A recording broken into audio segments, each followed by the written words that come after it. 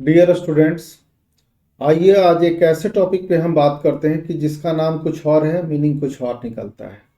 जैसा कि आप हेडिंग देख रहे हैं, यहाँ हेडिंग है सिंगल सेल प्रोटीन। यानी सिंगल सेल प्रोटीन का मतलब, सिंगल का मतलब एकल, सेल का मतलब कोशिका और प्रोटीन का मतलब प्रोटीन। यानी एकल कोशिका प्रोटीन के बारे में स्टडी करने जा रहे हैं। तो एकल कोशिका प्रोटीन कहने का मतलब क्या होता है और इसमें क्या क्या आता है, तो इसके बारे में डिटेल में अब हम लोग पढ़ेंगे। जैसा कि आपको पता है कि हमारे फूड के कंपोनेंट्स में आता है कौन कौन।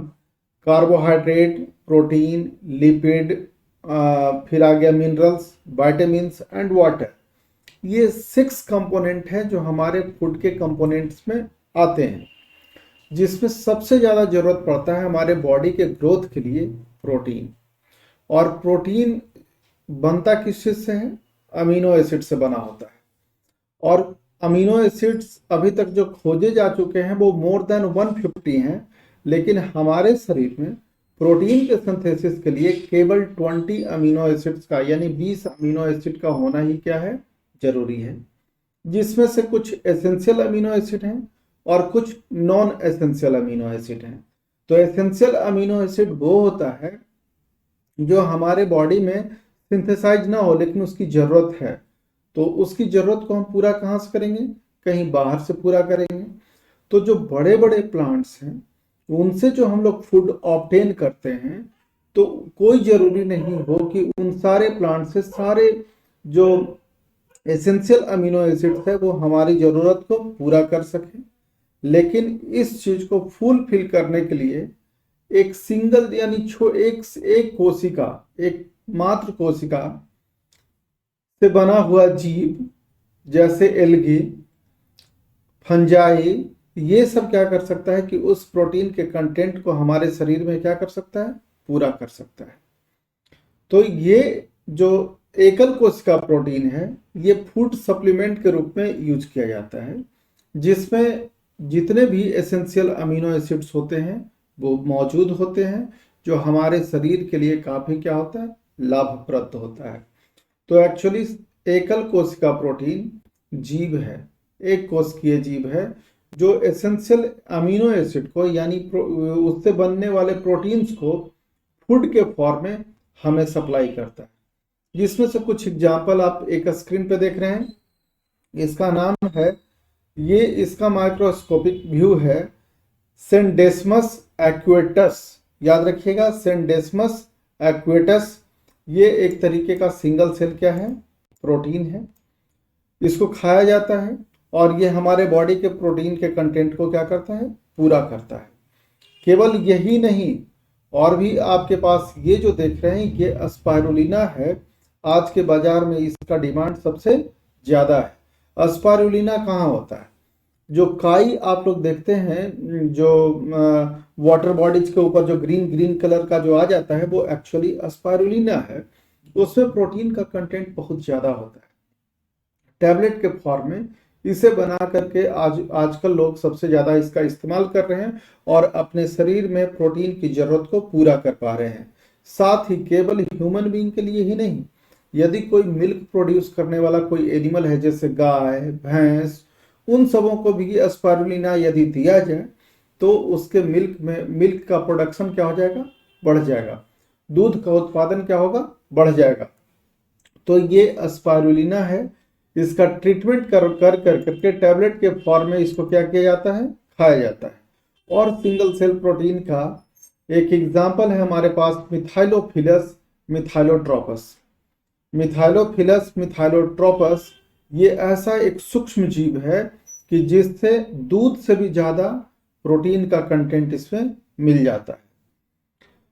फिर नेक्स्ट है हमारे पास, देखिए, सैक्रोमाइसिस सर्विसिस से बना हुआ ये जो प्रोडक्ट है यही खाया जाता है, और खा करके आप अपने प्रोटीन के कंटेंट को क्या कर सकते हैं? पूरा कर सकते हैं। एक्चुअली जो सैक्रोमाइसिस सर्विसी है आपको इस तरीके का दिखेगा। ये yeast cell with multilateral budding a few short pseudo hyphae. ये जो बढ़ा हुआ जो पार्ट इसका देख रहे हैं इसको सीडो हाइफी बोलते हैं।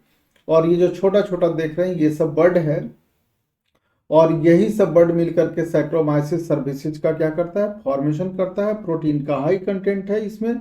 तो एक सिंगल कोशिका में प्रोटीन का सबसे ज्यादा कंटेंट होना यही कहलाता है एकल कोशिका प्रोटीन। समझ रहे हैं, ये फूड के रूप में इसका इस्तेमाल आजकल किया जाता है। नेक्स्ट पॉइंट पे आ जाइए, ये है मिथाइलोफिलस मिथाइलोट्रोपस। ऑलरेडी इस पे हम बात कर चुके हैं। और ये अगेरिकस बिस्पोरस, इससे आप रूबरू होंगे। ये है मशरूम, ये भी आपको सिंगल सेल प्रोटीन में ही इसका यूज किया जाता है।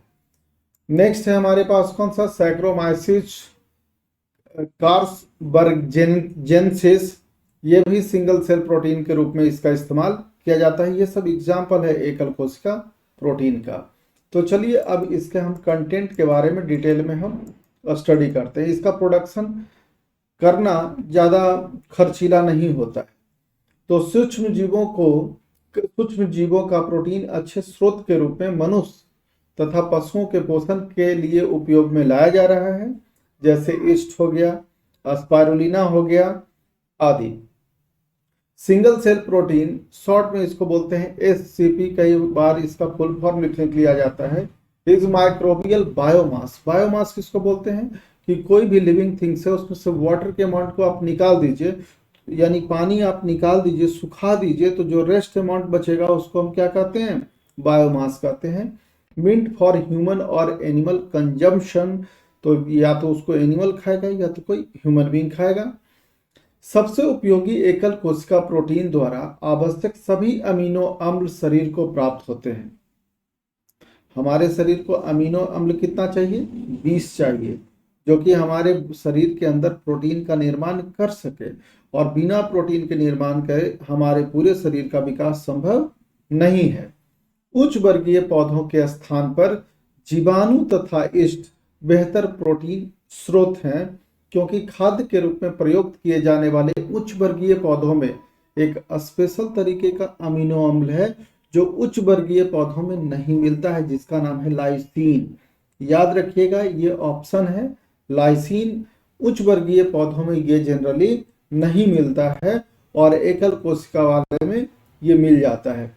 और ये बहुत इंपॉर्टेंट एक तरीके का अमीनो एसिड है। जैसे फिनाइल आइसोल्यूलाइसिन, ट्रिप्टोथियोमिथियोवैलिन, और ये जितना हमने बोला ये एक तरीके का ट्रिक था एसेंशियल अमीनो एसिड को याद रखने के लिए। एकल कोशिका प्रोटीन के उत्पादन के लिए कम जगह की आवश्यकता पड़ती है, ज्यादा की जरूरत नहीं पड़ता। आप थोड़े से जगह में आप क्या कर सकते हैं, एकल कोशिका प्रोटीन का उत्पादन ज्यादा मात्रा में कर सकते हैं। इसका उत्पादन जलवायु से भी प्रभावित नहीं होता। जैसे धान, गेहूं, इन सब चीजों का उत्पादन करने के लिए हमको जलवायु पे क्या करना पड़ता है, निर्भर करना पड़ता है। इसके लिए कोई जलवायु की जरूरत नहीं होती है। शैवाल, जिसको हम बोलते हैं एल्गी, एल्गी कौन होता है, ये प्लांट का ग्रुप होता है जिसमें न तो रूट होता है, न तो स्टेम होता है, न तो लीफ होता है, लेकिन ये प्लांट है। तो प्लांट क्यों कहेंगे, क्योंकि ये इसमें क्लोरोप्लास्ट होता है। क्लोरोप्लास्ट होने की वजह से ये अपना भोजन क्या कर लेता है, खुद बना लेता है। इस वजह से इसको हम प्लांट के में रखते हैं, थैलोफाइटा में आता है। और एल्गी का ही एग्जाम्पल है स्पाइरुलिना। आजकल बहुत प्रचलन में है स्पाइरुलिना। हम लोग बाजार में भी जा करके इसके टैबलेट को क्या कर सकते हैं, खरीद सकते हैं। और 1 से 2 टैबलेट 3 टैबलेट आपके बॉडी के रिक्वायरमेंट के अनुसार आप उसको क्या कर सकते हैं, कंज्यूम कर सकते हैं। स्पाइरुलिना जानवरों के देने पे मिल्क का प्रोडक्शन बढ़ जाता है। और जो लोग स्पेस में जाते हैं तो वो 6 महीना साल भर जब वहां रहते हैं तो इतना ज्यादा खाना लेकर के जाएंगे नहीं, तो स्पाइरुलिना का टैबलेट लेकर के जाते हैं ताकि उनके बॉडी में प्रोटीन के कंटेंट की कमी को पूरा किया जा सके। फिर हो गया कौन सा, क्लोरेला, ये भी एल्गी ही है। तथा सिंडेस्मस, जो हमने अभी आपको दिखाया था डायग्राम में, का उपयोग एकल कोशिका प्रोटीन के रूप में किया जा रहा है। स्पाइरुलिना को आलू संसाधन संयंत्र, पोटैटो प्रोसेसिंग प्लांट से निम्नमुखी अपशिष्ट जल जिसमें स्टार्च की मात्रा विद्यमान होती है में आसानी से उगाया जा सकता है। जैसे कहीं पोटैटो प्रोसेसिंग प्लांट है, आलू उत्पादन करने वाला जगह है जहाँ आलू को जैसे चिप्स बनाया जाता है, तो चिप्स जहाँ बनाया जाएगा तो वहाँ आलू को कट किया जाएगा, आलू के कट होने से चिप्स को जब धोया जाएगा तो धोने के बाद जो पानी बह करके निकलेगा उसमें स्टार्च का कंटेंट क्या हो जाएगा, बहुत ज़्यादा। और उसमें आप स्पारुलिना को उगा सकते हैं और स्पारुलिना वहाँ तेजी से क्या करेगा, ग्रो करेगा। आजकल लोग स्पारुलिना की खेती कर रहे हैं और अच्छे पैसे कमा रहे हैं। ठीक है, यहाँ तक कि इसे भूसा जिसको बोलते हैं स्ट्रॉ, सीरा यानी मोलासेज, पशु खाद तथा मल जल यानी गंदा जल में भी इसको क्या किया जा सकता है, उगाया जा सकता है। और गंदे जल में यदि आप स्पारुलिना को उगा लेते हैं तो गंदे जल को ये क्या कर देगा, साफ कर देगा। तो एक तरीके से हम कह सकते हैं कि प्रदूषण से भी ये मुक्ति दिलाने का काम करता है। स्पारुलिना में प्रोटीन के अतिरिक्त स्पारुलिना क्यों इतना डिमांड में है, क्योंकि स्पारुलिना में केवल प्रोटीन ही नहीं होता, इसके अलावा इसमें खनिज होता है, वसा होता है, कार्बोहाइड्रेट होता है तथा विटामिन भी प्रचुर मात्रा में पाए जाते हैं। इसलिए स्पारुलिना का चलन प्रचलन आजकल क्या हो चुका है, बढ़ चुका है। बहुत सारे लोग इसके टैबलेट को खाते हैं। ठीक है, प्रदूषित जल में आसानी से उगाए जाने के कारण स्पारुलिना का उपयोग पर्यावरणीय प्रदूषण को भी कम करने में क्या होता है, ये सहायक होता है। तो आप सिंगल सेल प्रोटीन को समझे। स्पारुलिना एक कोशिकीय जीव है, एक कोशिकीय जीव है और बहुत सारे को एक साथ जब हम ले आएंगे तो एक मास में दिखाई देगा। फिर उसको हम ड्राई कर करके उसको प्रोसेसिंग करके टैबलेट के फॉर्म में बना लेते हैं और उसको खाते हैं। प्रोटीन तो उसमें मिलेगा ही, खनिज प्रचुर मात्रा में होता है, कार्बोहाइड्रेट होता है, वसा होता है यानी कंप्लीट फूड। जो स्पेस में जो यात्री लोग जाते हैं, जो वैज्ञानिक लोग जाते हैं, वो स्पारुलिना का टैबलेट ले जाते हैं। शैवालों के अतिरिक्त यानी एल्गी के अतिरिक्त कवक जैसे फंजाई जैसे इस्ट, सैक्रोमाइसिस, टोरोलोप्सिस तथा कैंडिडा का उपयोग भी एकल कोशिका प्रोटीन के रूप में किया जाता है। तो आप इन सब के एग्जाम्पल को याद रखिएगा, जैसे सैक्रोमाइसिस, टोरोलोप्सिस, कैंडिडा, इन सबों का भी इस्तेमाल सिंगल सेल प्रोटीन के रूप में किया जाता है। फ्यूजेरियम जैसे कवक के कवक तंतु यानी उसका शरीर का पार्ट माइसेलियम को सिंगल सेल प्रोटीन के रूप में प्रयोग किया जा रहा है। मशरूम बहुत पहले से लोग खाते आ रहे हैं। मशरूम भी कवक तंतु से बनी एक ऐसी संरचना है जिसका उपयोग बड़े पैमाने पे किया जा रहा है और मशरूम में प्रोटीन का कंटेंट बहुत ही ज्यादा होता है। कुछ सूक्ष्म जीव जिसका उपयोग सिंगल सेल प्रोटीन के रूप में किया जा रहा है, उनके द्वारा प्रयोग में लाए जा रहे कार्बन था ऊर्जा स्रोत एवं उनके द्वारा उत्पादित कच्चे प्रोटीन की मात्रा निम्नांकित तालिका में दिया गया है। जैसे एक है स्पारुलिना मैक्सिमा, दूसरा है सिंडेस्मस एक्वेटस और है सैक्रोमाइसिस सेरेबिसी। कार्बन तथा ऊर्जा का स्रोत इसमें कौन है, CO2, अमोनियम कार्बोनेट और सूरज की ऊर्जा। इसके लिए चाहिए CO2 और सूरज का ऊर्जा, और सैक्रोमाइसिस सेरेबिसी के लिए चाहिए केवल मोलासेज यानी सीरा। कच्चा प्रोटीन का इसमें स्रोत हो जाता है कितना, 60%। देखिए थोड़ा बहुत नहीं है। सिनेडेस्मस एक्वेटस में 55% आपको कच्चा प्रोटीन मिल जाएगा और सैक्रोमाइसिस सेरेबिसी में कितना, 50% कच्चा प्रोटीन आपको मिल जाएगा। तो ये प्रोटीन का ज्यादा स्रोत होने की वजह से और एक कोशिकीय होता है, इस वजह से इन सबों को एक ग्रुप में हम कहते हैं एकल कोशिका प्रोटीन या सिंगल सेल प्रोटीन।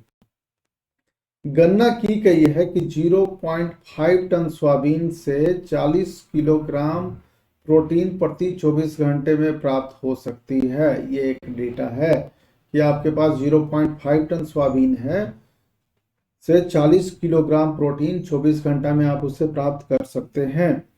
इसकी तुलना में 0.5 टन, ये भी 0.5 टन था, ये भी 0.5 टन है ईस्ट से, ईस्ट सिंगल सेल प्रोटीन है। उसी समय सीमा में यानी 24 घंटा में ईस्ट 50 टन प्रोटीन उत्पादन कर सकता है। ये तो कितना, ये 40 किलोग्राम है और ये ईस्ट कितना कर सकता है, 50 टन प्रोटीन का उत्पादन कर सकता है। तो हम किसका उत्पादन करना चाहेंगे, ईस्ट का। इसी प्रकार प्रतिदिन 250 किलोग्राम दूध देने वाली गाय 200 ग्राम प्रोटीन पैदा करती है मात्र, सोच लीजिए।